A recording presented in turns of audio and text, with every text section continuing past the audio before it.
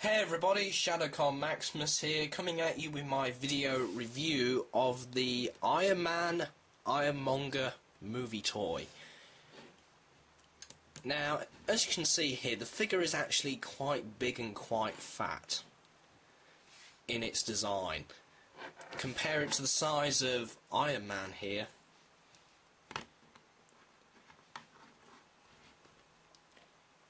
It's roughly about 2 inches taller. I don't know what the exact height is, but anyway, it's roughly that height, 2 inches taller than Iron Man.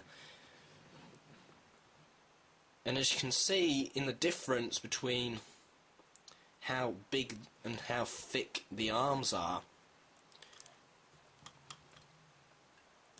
they're actually quite bigger.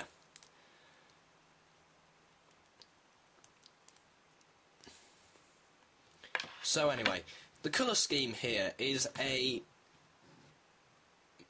metallic steel grey.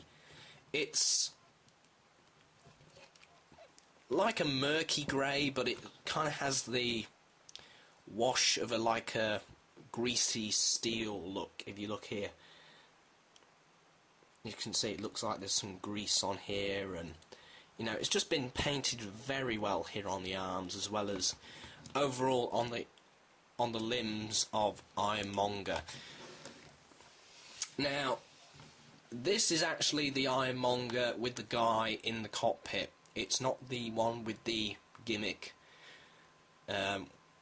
which compared to that one, this one has a lot more lighter colour scheme in it, in the grey, while the other one has a bit more of a reddish to it. So let me just open up the cockpit here, and we can do that. You've got this panel here, and then you've got this back piece here which can fold back. The guy pops his head up, and there we have the guy inside the cockpit. So yeah, I like these toys where you've got a guy in the actual suit, you know, two different people in one kind of. I know it's the same character, but anyway. Here's a look of the guy inside the suit's head. I don't remember the name. Anyway, I'm sure I'll remember it in the future, I guess. Anyway, so here is the head. It's kind of like on a spring, and he's bald.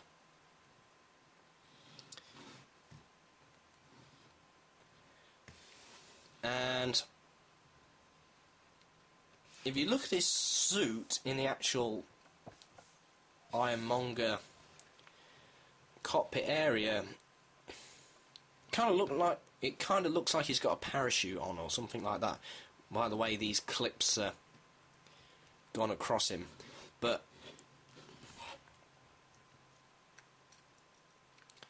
overall, oops, let me just zoom out here. Overall, not a bad toy. There is a gimmick here where we just take this top piece here, and the head goes in before you actually clip this into place, which is actually pretty good. So it's kind of like an automorph thing.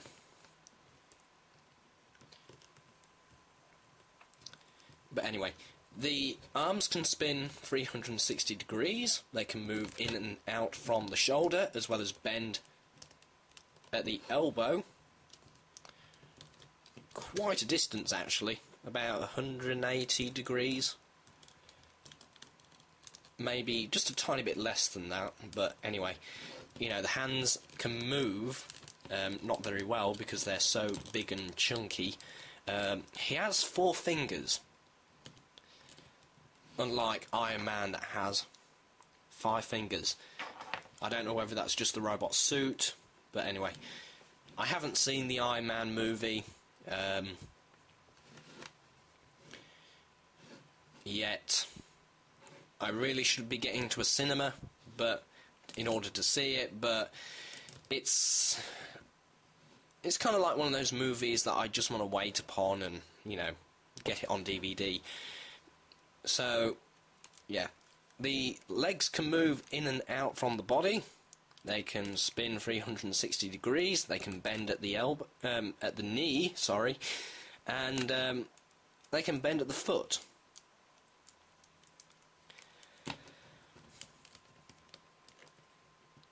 And also, I also forgot to mention the arms can twist here at the top. So yeah, this head can't turn.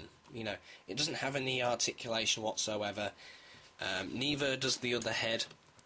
If we take these panels off, which you can do,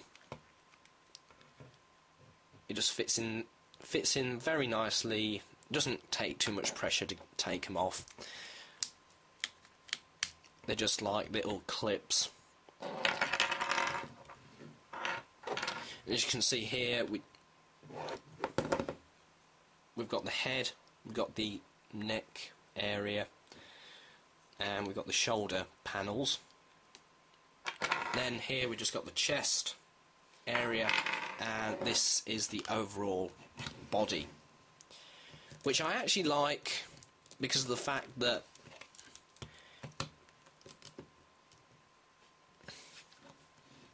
it kind of reminds me of these shows where we have a guy inside the suit controlling a robot. Yeah, I mean, the toys that you get from those shows don't really pull off the guy being off in the suit very well. But this toy seems to pull it off nicely in its scale, in the fact that it looks great without the armour. As you can see here, we've got detail in weaponry as well. Yeah, so it's a very good toy to pick up. I definitely recommend picking up this toy, as well as the Mark III Iron Man.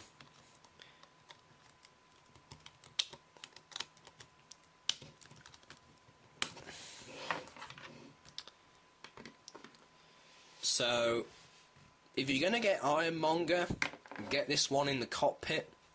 Well, with the cockpit.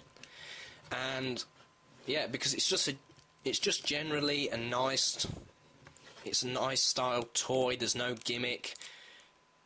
The joints are perfect. You know, it's just a good action figure. There's no real gimmick. There's no add-ons or anything like that. Nothing that detracts from the actual figure. So anyway, this is ShadowCon Maximus signing off.